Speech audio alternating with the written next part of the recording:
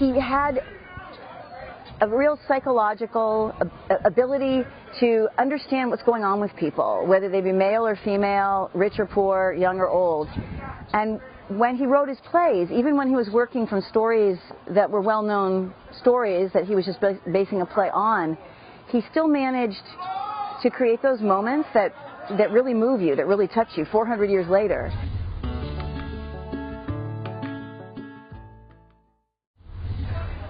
I created Livermore Shakespeare Festival at first because I was looking for a place to live in the greater San Francisco Bay Area and found that there was a community that did not have a professional theater at all. So at first it was about, let's create a professional theater. We were looking at indoor venues. And then when we couldn't find an adequate indoor space, at the time there weren't any small theaters that you could rent, we looked at the wineries, and then I said, well, if we're going to be outdoors in a winery, we're not doing just any theater, we're going to do an outdoor Shakespeare festival. I'd already co-founded a festival in Maine, and so I knew how well that worked.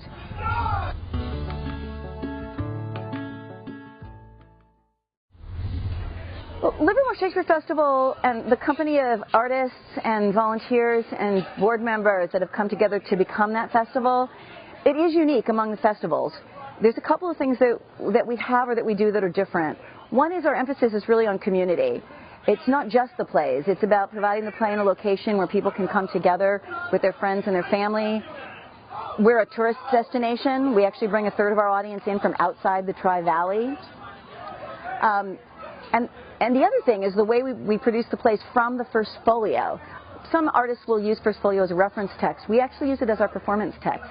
And while you might think that makes it old and dusty, just the opposite happens. When you look at the early punctuation and spelling, before they had rules about where you should or should not put your comma, all of it was expressive, like when a little kid is writing. And so the rhythms and the cadence to the language is all in there if you look at first folio. So our actors come out and do the language, the original language, the way Shakespeare punctuated it.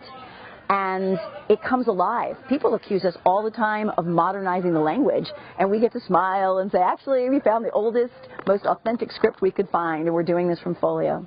Livermore Shakespeare Festival also provides a special niche in the greater San Francisco Bay Area scene.